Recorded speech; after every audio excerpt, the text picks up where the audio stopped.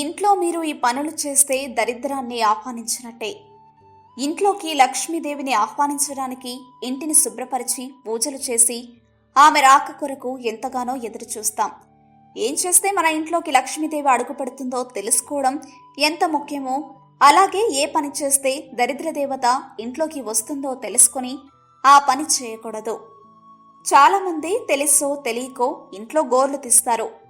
ఇంట్లో గోర్లు తీస్తే దరిద్ర దేవతని ఆహ్వానించినట్టే అని మన పురాణాలు చెప్తున్నాయి. ఎందుకంటే మన శరీరంలో గోర్లు చాలా పొదునైనవి, విషపూరితమైనవి.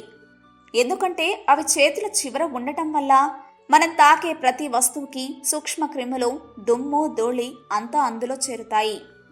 అలాంటి గోర్లు ఇంట్లో తీసి పడేస్తే అవి గుచ్చుకుంటే వ్యాధులు వచ్చే అవకాశం ఉంది. పైగా అవి మనం తినే ఆహారంలో పడితే పేగులు పాడవుతాయి. అందుకే మన పూర్వీకులు ఇంట్లో గోర్లు తీసుకోకూడదని అంటారు. మనం చేసే ప్రతి పని వెనుక సైన్స్ దాగి ఉందని తెలుసు. అది అందరికీ తెలియజేయండి. ఇలాంటి మరెన్నో విషయాలు మీరు తెలుసుకోవాలనుకుంటే వెంటనే మా ఛానల్ని సబ్స్క్రైబ్ చేయండి. ఈ వీడియోని మీ మిత్రులతో షేర్ చేసుకోండి.